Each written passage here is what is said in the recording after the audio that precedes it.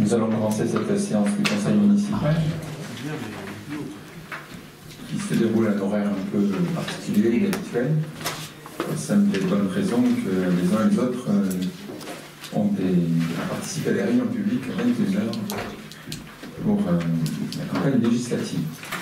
Je vais donc procéder de suite à l'appel. Marion Virginia. Oui. Marie-Ange Faber, qui finit ses cours à 20h, a donné procuration pour les premières délibérations à Jacques Choulet. Jacques Choulet est donc présent. Claire Duprat est excusée, a donné procuration à Marion Virginia. Jean-Marc Vallier. Sophie Dupouille. Arnaud Fabre. Elisabeth Brett. Yohan Labarère. Aurélie Lévesque. Bruno Lamaison. Sylvie Sauvignon. Christophe Priam, je l'ai vu, il est là. Laurent Landade, Marie-Thérèse Torouillet, Christophe Bergès, Solange Coudens, Ludovic Ducalme, Alain Lassalle, Christiane Chamelot, Marjorie Fautou, c'est en retard, a donné procuration à Nadine Pachoret, Olivier Martinez, Nadine Pachoret, André Lafargue a donné procuration à Jean-Luc Cazenave, Alain Rambat, Jean-Luc Cazenave. Bien, le quorum est atteint. Je voudrais tout d'abord souhaiter la bienvenue à MAIT, qui nous rejoint, suite à la démission de Christelle Plaire, qui je voudrais adresser notre salut amical, mais qui vit sur Vannes depuis l'été dernier. Elle a donc décidé d'être plus présente ici et probablement faisant un choix de vie un peu prolongé en Bretagne, de démissionner, démission qui nous était arrivée le soir du dernier conseil, donc il n'avait été enregistré que les jours qui ont suivi. Yannick Marteau, qui était le suivant dans la liste, s'est vu proposer le poste. Il a longtemps hésité, mais étant gardien de prison avec des horaires atypiques, des gardes qui l'amène certaines semaines à pouvoir être présent, il a préféré laisser la place à Maïté, jeune retraitée, et donc à qui nous souhaitons la bienvenue dans notre équipe. L'occasion pour moi de préciser également que Yohan monte au sein du conseil communautaire, il siégera à la communauté des communes, Chalosse-Tursan, y amènera sa jeunesse et ses compétences en matière de suivi de création d'entreprise.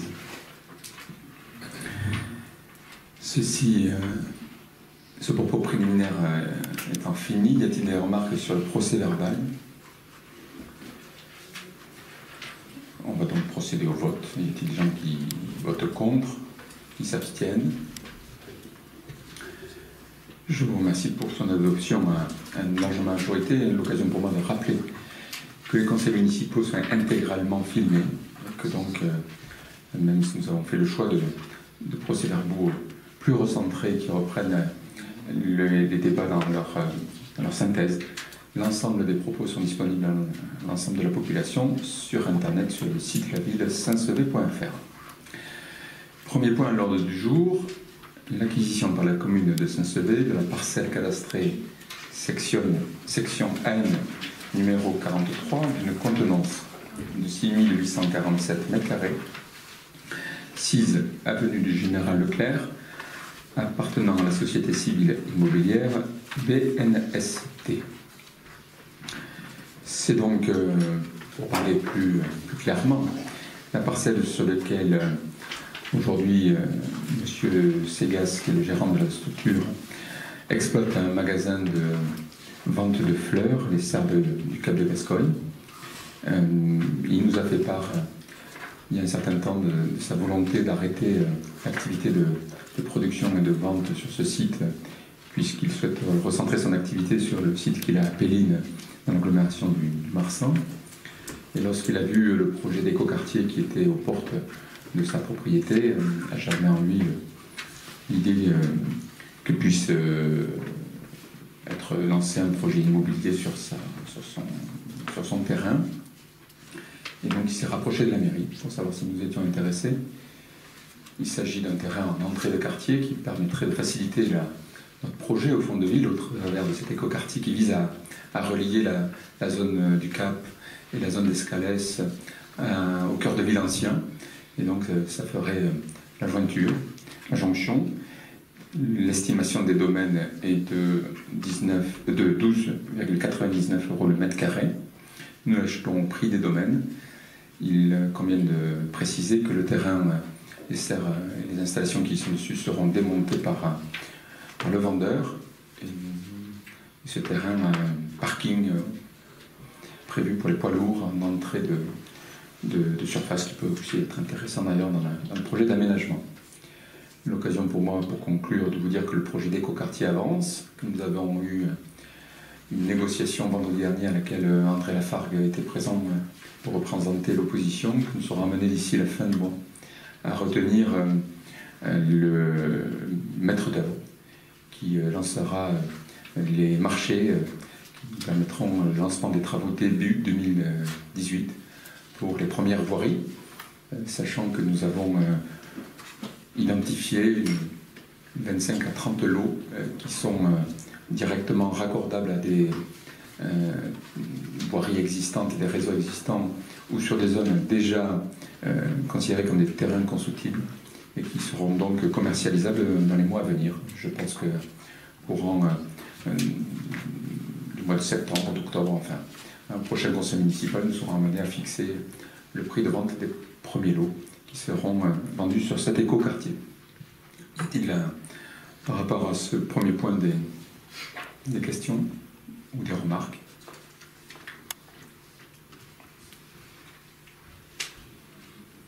Bien, écoutez, si mon propos a été clair, nous allons passer au vote. Y a-t-il des gens qui s'opposent à cette délibération? Des personnes qui s'abstiennent? Je vous remercie de cette unanimité. Participation de la commune de Bamako aux frais de scolarité de ses enfants inscrits dans les écoles publiques. Nous aurons derrière la participation aux frais de scolarité des élèves de l'école privée Sainte-Thérèse par la commune de Saint-Sevé. Je rappelle les obligations légales en la matière, à savoir que chaque année, nous devons, commune de Saint-Sevé, facturer à la commune de Momoko qui n'a pas d'école le prix à Bamako. Le prix de revient des élèves que nous accueillons dans nos écoles. Cela fait l'objet d'un calcul qui a été présenté et débattu en commission finances et scolaires réunie vendredi dernier. Et dans le même sens, nous devons reverser à l'école privée Sainte-Thérèse l'argent qu'elle nous fait économiser au fond à accueillir des élèves de Saint-Sevé que nous n'accueillons dès lors pas dans les écoles publiques. Peut-être que, Jacques, tu pourrais nous représenter rapidement les éléments de ce calcul qui, je crois, sont en légère augmentation de 2 ou 3% de mémoire. Donc, l'an passé, donc en 2015, nous avions un coût par élève de 583,08 €. Bon, ce coût est constitué des différentes charges qui peuvent s'appliquer dans les écoles, savoir l'eau, l'assainissement, les énergies, les différentes fournitures d'entretien, les fournitures scolaires, les assurances, tous les frais de maintenance et divers frais, les transports collectifs aussi qui sont relativement importants. Et puis les frais de communication, les concours d'hiver, frais. Alors, donc ça c'est pour les frais de fonctionnement. Et nous avons également dans cette rubrique des frais d'administration générale, c'est-à-dire que nous avons fait une quote-part des dépenses de l'administration centrale qui peuvent s'appliquer aux écoles, c'est-à-dire que effectivement la directrice des services, le responsable technique, le financier sont des personnes qui travaillent une partie de leur temps pour les écoles. Et donc on a décidé une quote-part de leur salaire pour être mis dans ce coût d'un élève. Donc on a également les frais de la coopérative scolaire. Donc on a fait le point en commission finance. On a vu que globalement les différentes rubriques se correspondaient bien. Donc c'est rassurant un peu sur notre méthode de calcul, puisque si en 2016 on retrouve des chiffres rubrique par rubrique qui sont équivalents à 2015 et qui sont même équivalents à 2014, cela valide un petit peu notre démarche et puis nous rassure sur le fait que ces chiffres doivent être le plus vrai possible de la réalité. Bon, il s'agit d'une comptabilité analytique, donc elle est faite comme toutes les autres opérations financières, au mieux des possibilités et de la connaissance.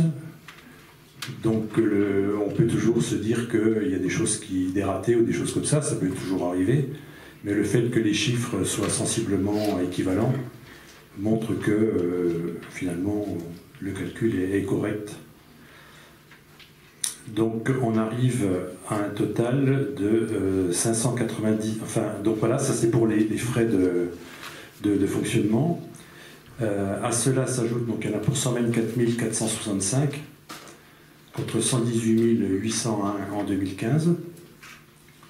Et à ces frais de fonctionnement s'ajoutent les frais bien entendu du personnel qui sont directement liés aux écoles, c'est-à-dire la responsable du service école, les différents intervenants qui dépendent de la mairie et qui font leur travail sur les écoles.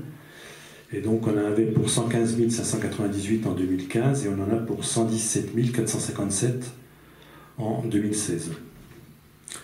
Donc au total, nous avons 234 400 en 2015 et 241 922, soit 7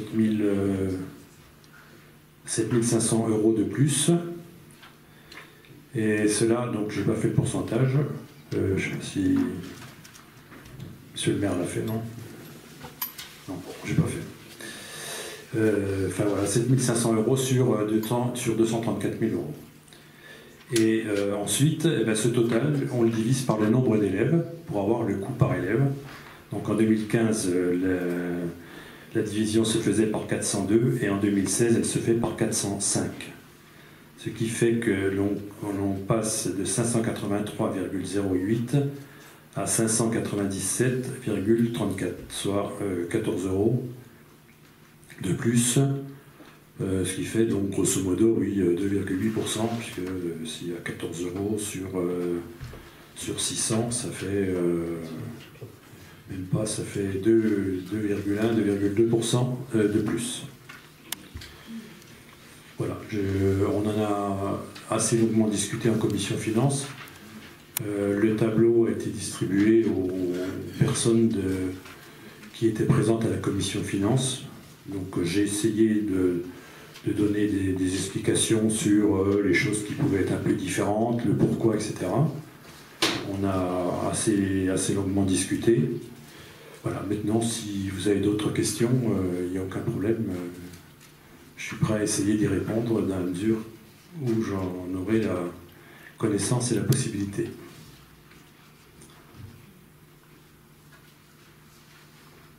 Y a-t-il des questions? Je vous invite à passer au vote de la délibération numéro 3. Participation aux frais de scolarité. La 2 tout d'abord. Participation de la commune de Bamako. Y a-t-il des oppositions? Sur la commune de Bamako, il s'agit de 11 élèves. Il y a donc 11 élèves à Bamako. Y a-t-il des oppositions? Des abstentions? Je vous remercie. Participation aux frais de scolarité des élèves de l'école privée. Y a-t-il des oppositions? Y a-t-il des abstentions? Je vous remercie. Subvention pour l'association Usine à gaz. Écoutez, je vais faire un peu de réclame. Nous avons ici l'affiche d'un événement qui se tiendra à Saint-Sevé le 17 juin.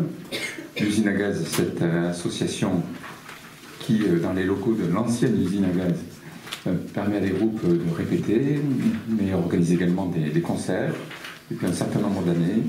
Il se trouve que l'ensemble de ces groupes ont enregistré chacun un disque qui sort dans les jours à venir et qui sera donc 100% made in Saint-Sevé, puisque l'ensemble des groupes répète ici. Donc ce disque s'appelle La Compile, à l'occasion de la sortie de cet album. L'usine à gaz débarque en ville le samedi 17, avec à 10h au marché les Gascons, les Porquenos, Gracias pour las Bananas, tout un programme.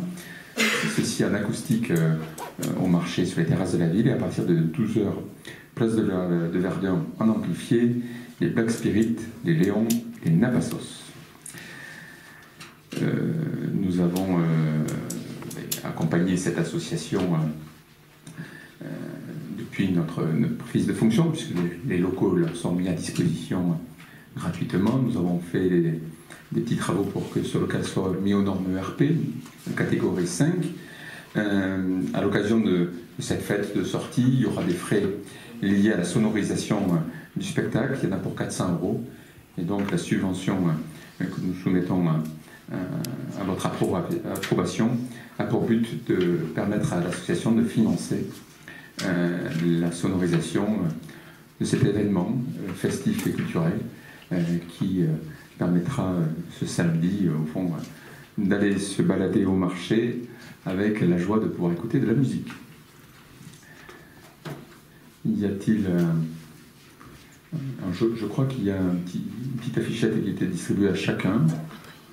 Bon, enfin, écoutez, je compte sur vous pour en faire la promotion. Y a-t-il des questions par rapport à cette subvention? S'il n'y a pas de questions, on va passer au vote. Y a-t-il des oppositions? Des abstentions? Je vous remercie pour eux. L'occasion pour moi de rappeler que la communauté des communes a pris une orientation. Les années précédentes, l'Office du tourisme avait progressivement développé un soutien financier à des réalités associatives qui participaient à l'animation culturelle et donc à la promotion à l'attrait touristique de notre cité. C'était Jazz and Cars, les Vasconiales, des événements comme cela. Les Encartadamonto, soutien aussi sous forme d'achat de billets auprès du kayak.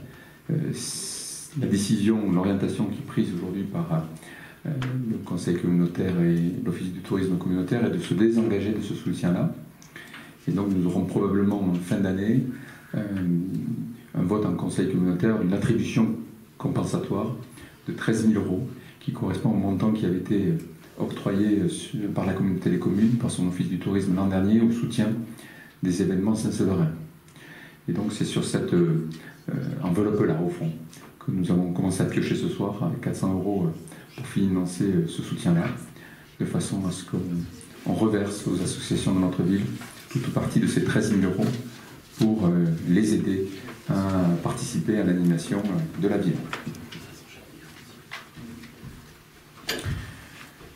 Cinquième point à l'ordre du jour, approbation de la demande de subvention relative aux travaux de rénovation des infrastructures sportives. L'occasion pour moi de rappeler que la mairie de Saint-Sevé, comme beaucoup de communes, met à disposition du collège et des collèges les équipements sportifs pour permettre l'enseignement du sport dans sa plénitude. À ce titre, toute une série de travaux sont en cours. Des travaux au niveau de la salle de gymnastique pour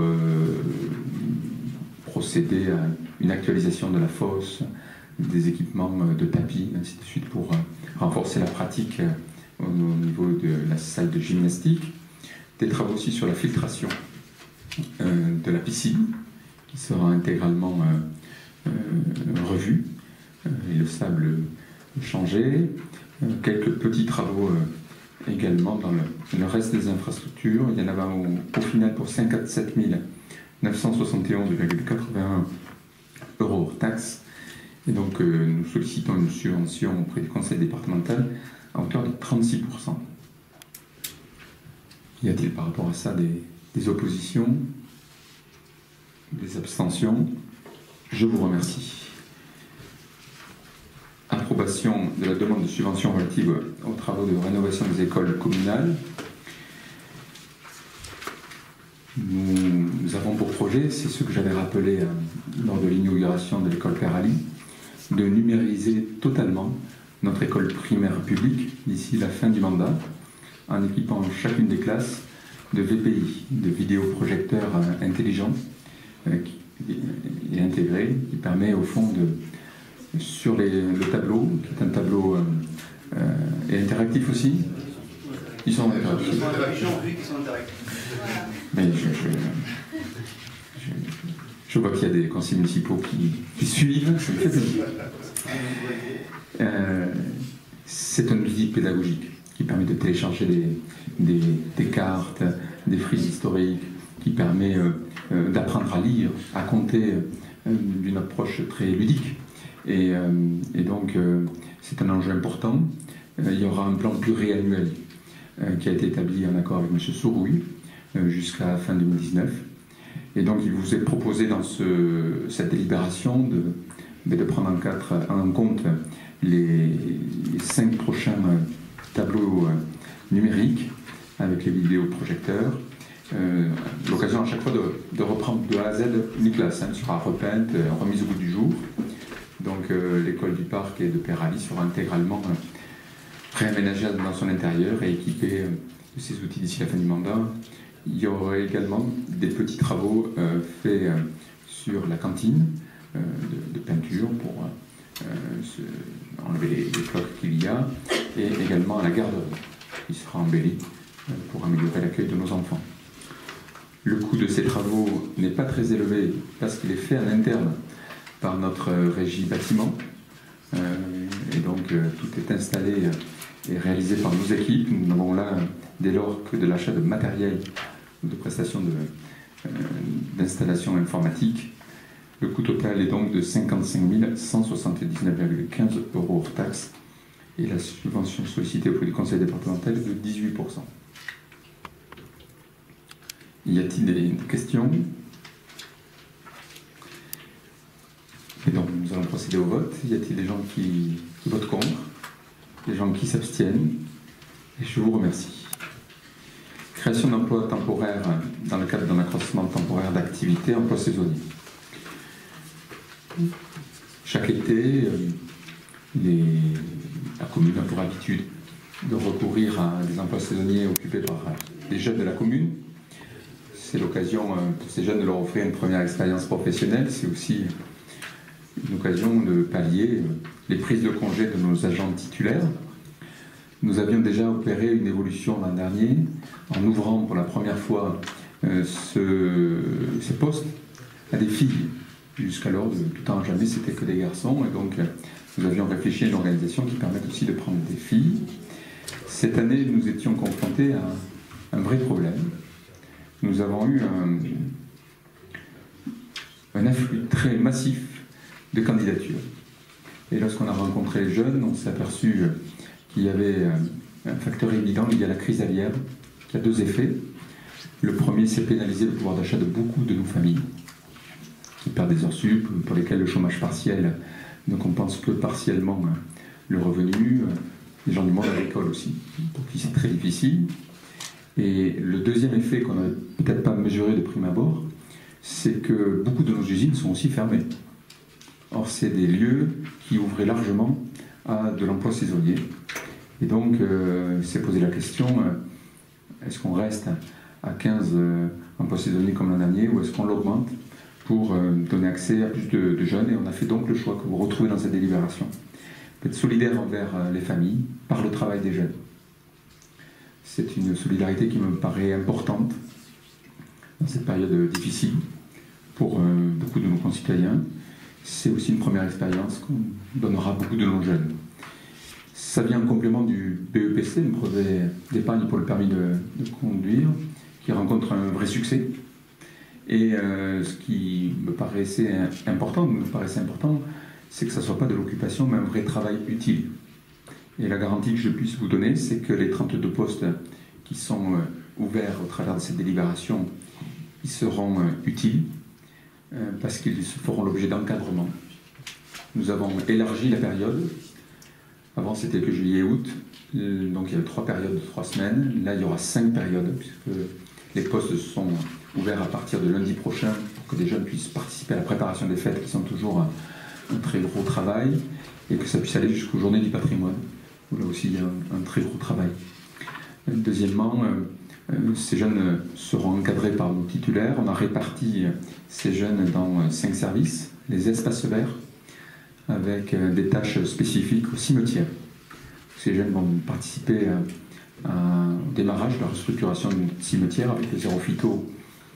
Les graviers ne sont plus le mode de gestion de cet espace public adapté, puisque c'est le plus difficile pour traiter les herbes folles. Et donc l'allée centrale sera reprise par nos jeunes encadrés par le personnel de la ville. C'est quelque chose qu'on pensait sous-traiter, qui là sera donc fait en interne. Ils vont aussi participer au traitement zéro phyto de l'ensemble de la ville. Ça soit que le zéro phyto nous amène à faire du désherbage manuel ou thermique, qui au regard de ce qu'on faisait avant nous demande beaucoup plus de temps. Et donc il y a certains quartiers où nos jeunes seront mobilisés cet été, l'occasion aussi de reprendre les trottoirs de Sartoulé, où à certains endroits le revêtement est très grossier et dangereux. Donc ce travail sera fait par ces jeunes encadrés par nos équipes. Nous aurons aussi des jeunes dans la régie bâtiment, où cet été ils seront donc sur les travaux des écoles que je venais de vous évoquer. Nous aurons 2 jeunes affectés à une tâche tout à fait particulière durant le juillet-août. C'est le lavage et le tri de la collection du Beda, qui sera encadré par un archéologue professionnel. Ça fera l'objet d'une délibération au prochain conseil municipal que nous aurons après les fêtes, tout début juillet. On avance très vite là-dessus, d'ailleurs la DRAC nous accompagne. Donc une belle mission. Ce fonds est très riche, mais il demande à être analysé avant de pouvoir être exploité sur un plan muséographique. Donc on aura des jeunes qui travailleront à ça. Nous aurons enfin des jeunes filles qui intégreront l'équipe ménage, permettant à certains membres de pouvoir se dégager sur d'autres postes, et qui tiendront également la caisse à la piscine. Je crois avoir fait le tour des tâches que vont remplir ces jeunes. Oui, ça on ne vote pas que les filles au ménage. J'ai senti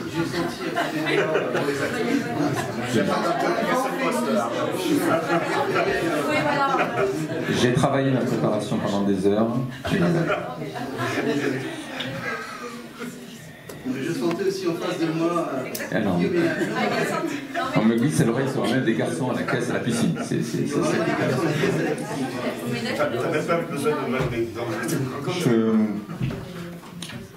Je voulais finir en vous disant qu'on n'a pas pris tous les jeunes. Ils ont tous fait l'objet d'entretiens de recrutement. Il y en avait beaucoup plus que 32.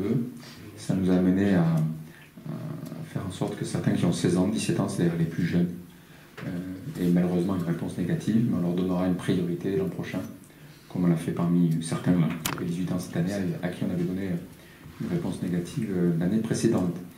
Tout cela a bien entendu un coût, qui est de l'ordre de 30 000 €, vous l'avez dans l'ADM, décision modificative qui suit, et qui sera compensée intégralement par le fait qu'on a eu plus de subventions que ce qu'on prévoyait, notamment la DETR, la dotation de l'État, qu'on avait estimée dans notre budget à 30%, qui sera de 40% sur les Halles et sur Morlaix. Donc au final, on n'investira pas moins, mais on pourra donner plus de travail à nos jeunes. J'espère avoir été exhaustif. Ce qui n'avait pas été repris à bon escient. Y a-t-il des questions par rapport à ça? Mais s'il n'y en a pas, nous allons passer au vote. Il y a des gens qui s'opposent, des gens qui s'abstiennent. Je vous remercie de cette belle unanimité. Je crois que c'est un effort tout à fait particulier vis-à-vis de nos familles et de ces jeunes. Et de le faire par le travail, je crois que ça a beaucoup de sens. La décision modificative qui suit en page 18 est le 8e point. Donc vous avez retrouvé les 30 000 € de coût de ces jeunes. Ça fera de l'ordre de 750 € net pour chaque jeune. Et donc intégralement compensé par la DETR, qui est supérieure, dotation d'équipement des territoires ruraux, versée par l'État, à ce que nous avions anticipé. Y a-t-il par rapport à cette décision modificative des questions? S'il n'y a pas de questions, on va passer au vote. Y a-t-il des gens qui s'opposent? Des gens qui s'abstiennent? Je crois que c'est l'une des premières décisions budgétaires à voter à l'unanimité. On s'améliore.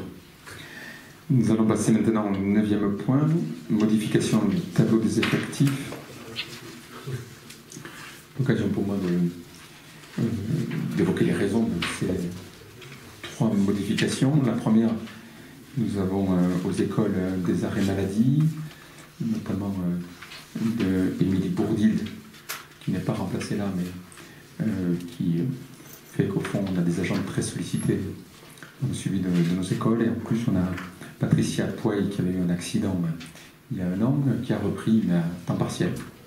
Donc il vous est proposé de poursuivre le remplacement sur le mi-temps où elle n'est pas là par 2 personnes, l'une sur les temps de ménage et l'une sur les temps périscolaires. Et l'autre point qui est le premier sur cette délibération, nous avions Laurine, une jeune secrétaire qui était en CAE, qui va arrêter son CAE un peu plus tôt que ce qui était prévu, puisqu'elle a un projet entrepreneurial dans le tourisme, sur lequel elle va se consacrer à temps plein à partir de début juillet. On lui souhaite bonne chance. C'est lié autour de la pêche, donc c'est un attrait touristique de plus pour notre contrée. Et donc il est proposé de la remplacer par un contrat en CDD. Y a-t-il par rapport à ça des questions? S'il n'y a pas de questions, on va passer au vote. Y a-t-il des gens qui s'opposent? Des gens qui s'abstiennent? Très bien. Des gens qui valident? Je vous remercie. Point 10, c'est l'adoption du rapport annuel sur le prix et la qualité du service de l'eau. C'est une obligation légale auquel nous procédons chaque année. L'occasion pour moi d'évoquer que la consommation d'eau est en baisse, à la fois à la vente et à l'achat, à la fois pour une raison de fond, qui est celle que les gens sont de plus en plus attentifs aux fuites et à éviter les gaspillages. Mais on a également une raison technique, une raison conjoncturelle. La raison conjoncturelle, c'est la crise aviaire qui fait que nos industriels ont pendant plusieurs mois tourné à régime réduit. Ce sera pire sur 2017 d'ailleurs. Et également une partie des zones rurales de la commune qui sont dorénavant directement facturées par le syndicat de Marseillon. C'était déjà eux, puisque c'est leur propre réseau qui les approvisionnait, mais il y avait un jeu d'écriture, c'était la régie qui refacturait. Maintenant, ils sont directement facturés par Marseillon. Écoutez, pas grand-chose à vous évoquer là-dessus, si ce n'est qu'on a continué de manière importante la modernisation du réseau, puisqu'en 2016, près de 900 mètres linéaires de canalisation ont été intégralement refaites. Ce qui fait qu'entre 2015 et 2016, c'est 2 km de canalisation reprise. On est là sur des montants élevés. Nous avons une baisse de 5 points du rendement, que je tiens à noter. Attends une explication. Oui, mais que j'allais vous donner. 2 raisons. La première, il y a 3 raisons. La première, c'est les travaux au château d'eau qui ont fait qu'à un moment, il a été purgé intégralement, même avec toutes les précautions. Lorsqu'il a été remis à l'eau, ça a généré sur la canalisation à certains endroits des fuites. La deuxième raison, on a eu un été extrêmement sec, et dans des zones argileuses, ça donnait lieu à des micro-fuites en plein endroit. Vous avez le nombre d'interventions, 31, 235 fuites, dont 31 sur le réseau principal. Donc ça a été une année très forte en petites fuites. Et la troisième, elle est là aussi technique. Les réseaux ruraux sur lesquels nous n'avons plus de prise directe, qui sont maintenant par le syndicat des eaux de Marseillon, sont des réseaux qui sont plus faciles à entretenir que les vieux réseaux dans la ville, sur lesquels on a un taux de fuite qui est supérieur.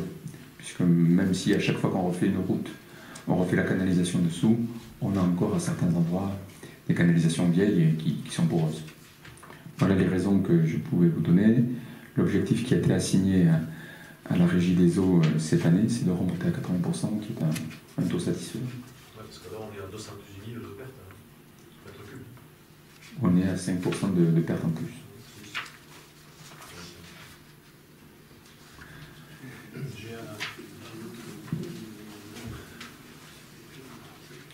J'ai un historique là, de fuite, là, donc grosso modo, on dénombre 150 fuites, réparation de 150 fuites en moyenne par année. Donc cette année, on a réparé 235 fuites. Voilà, enfin, bon, c'est une explication. Ça vient alourdir, bien entendu, parce que chaque fois qu'on refait une fuite, on refait des purges et on rejette de l'eau, on perd de l'eau. Quand il y a des fuites aussi, il y a de la perte d'eau. Enfin bon, voilà, c'est... Je crois qu'on a un certain nombre d'explications et je suis d'accord avec toi, c'est assez lourd, quoi. Ce qu'il faut voir, c'est en 2017 si on revient à une situation normale où, voilà, enfin bon, ça on s'en occupe, on suit. Normalement, on devrait revenir à une situation normale sur 2017. C'est le souhait qu'on peut formuler.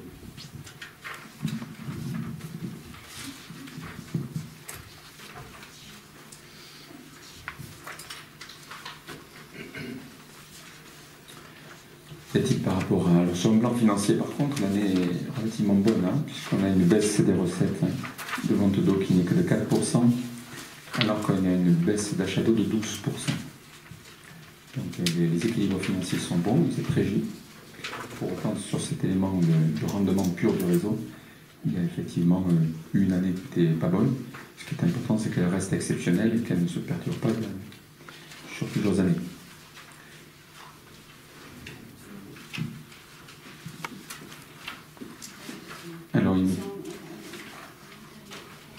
Alors, est-ce qu'il y a un vote pour entériner le rapport, dans le simple fait de la... C'est une information, donc il n'y a pas de vote particulier. Alors, on va procéder à un vote. Est-ce que tout le monde est d'accord pour entériner la qualité et la sincérité des chiffres de ce rapport? Sur l'assainissement collectif, qui est le rapport qui suit, nous retrouvons les mêmes évolutions volumétriques que dans le schéma précédent.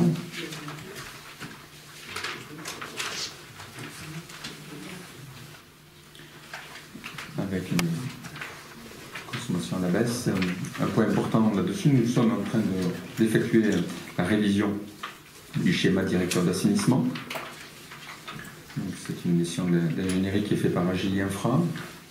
Plusieurs réunions d'étape ont été faites pour rechercher où sont encore les fuites qui restent dans nos réseaux, les efforts à faire en matière de séparation entre les eaux de pluie et les eaux usées.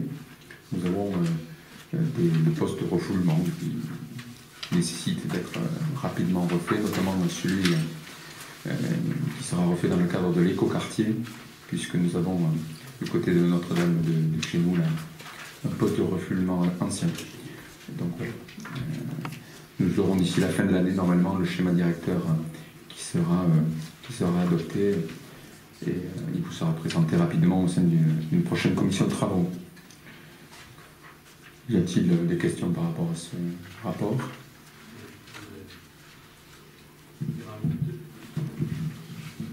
Oui, on parle, dans ces rapports, on parle beaucoup de quantité, d'aspects financiers, etc.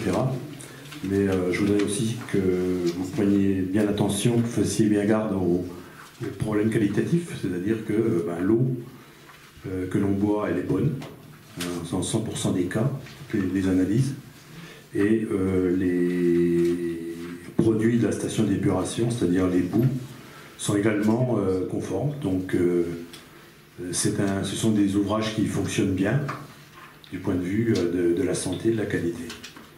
Bon, je tenais à le dire parce que j'ai eu au cours des derniers mois quelques bruits aux oreilles qui disaient oh, la qualité de l'eau à Saint-Sevé elle n'est pas bonne. Et donc je veux vous dire ici que la qualité de l'eau est bonne et j'attends que vous veniez conforter cette qualité de l'eau partout dans la ville pour qu'on ne puisse pas dire des choses comme ça, quoi.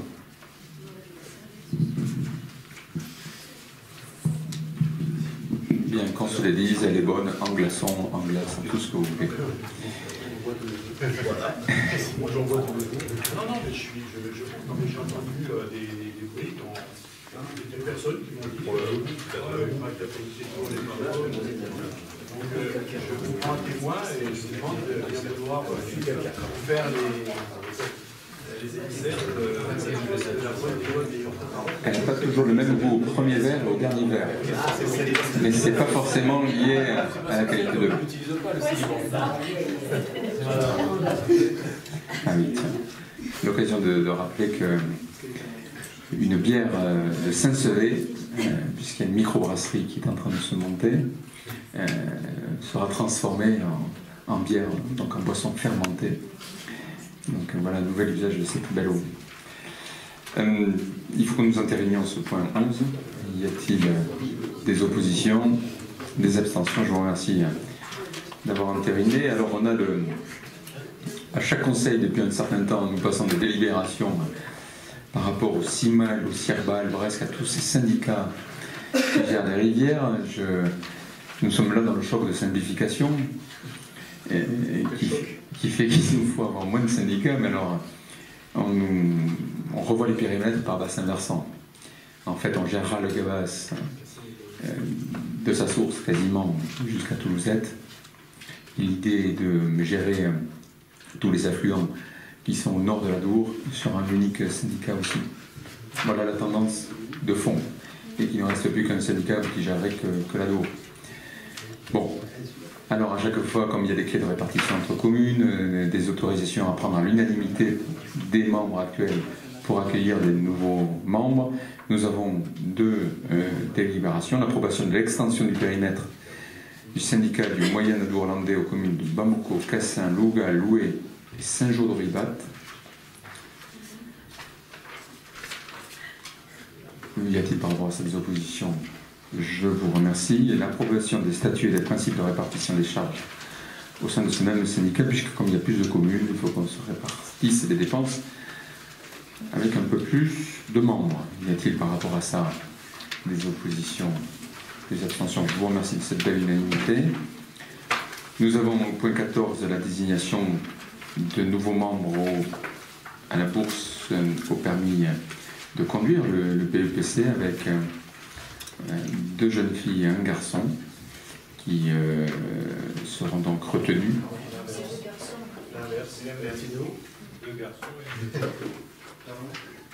Mais moi j'ai Emma. Ah oui, vous avez raison. Décidément, ce soir, vous ne me passez rien. Non, j'ai un problème. J'ai un problème, je m'y trompe, je m'y perds. Donc, nous avons deux garçons et une fille. C'est Jules et Gilles, en fait. Et y a-t-il des oppositions, des abstentions? Je vous remercie. Au 15e point à l'ordre du jour, je vous rappelle que lorsque nous sommes arrivés en responsabilité, nous avions pris la décision d'adhérer à la fourrière animale de Mont-de-Marsan agglomération pour rendre un service nouveau, c'est vrai qui n'existait pas, à savoir la possibilité de récupérer des chats et des chiens errants et plutôt qu'ils continuent à divaguer dans la ville, donnant causer des désagréments, de pouvoir les rapatrier dans une structure adaptée. Jean-Marc me dit que c'est une obligation dans laquelle nous répondons donc. Le choix que nous faisons, il est pour les chiens et les chats, parce qu'on s'est renseigné sur les autres structures existantes qui ne prennent que les chiens. Et donc le fait de prendre aussi les chats est un vrai service, sachant que l'an dernier, mine de rien, la police municipale a amené 13 chiens et 14 chats errants dans cette structure. Voilà, donc il y a une augmentation de 5 centimes par an et par habitant, sachant que le tarif n'avait pas évolué depuis plusieurs années. Il vous est donc proposé de valider cette augmentation de 5 centimes par habitant, ce qui donc ferait une augmentation de 250 € pour la commune. Y a-t-il des oppositions? Des abstentions? Écoutez, je vous remercie. Vous avez en dernier point l'information des décisions prises par moi-même dans le cadre de ma délégation, avec notamment les emprunts que nous avons souscrits qui étaient inscrits au budget et le tarif de la vente du livre, qui s'est très bien vendu d'ailleurs. Nous n'en avons plus. Les prochains, il faudra les acheter à l'Office du tourisme sur Saint-Sevé, Cap de Gascogne. L'occasion pour moi, juste avant que nous nous quittions, de vous informer d'une bonne nouvelle que nous avons eue aujourd'hui. Le dossier de sécurité de la ville vient d'être validé sur ses grands principes par la préfecture. Et la préfecture nous a évoqué que nous aurons la dérogation à 4 heures pour le vendredi soir et le samedi soir. On s'est beaucoup battu pour l'obtenir, ça a été difficile. Et donc, je tiens ici à remercier les bénévoles du comité des fêtes qui ont beaucoup travaillé dessus, ainsi que Laurent et Arnaud qui ont fait un gros travail. Je vous donne rendez-vous, si on ne se voit pas d'ici là, pour les fêtes de Saint-Sevé. Mais on me glisse à l'oreille qu'il y a des événements, effectivement, mais ça va vous être distribué peut-être samedi, à 11 h, les sportifs méritants. On a eu des jolis résultats sportifs cette année, les équipes de jeunes qui sont championnes de beaucoup de sections. Donc vous êtes tous conviés et les bienvenus pour cette cérémonie. Et le 17, nous avons la compile dans les rues de Saint-Sevé pour du son en acoustique et amplifié. Je vous souhaite une bonne soirée. Et le 18, une fête de la musique à Saint-Sevé. Bref, il se passe beaucoup de choses. Je vous souhaite une bonne soirée.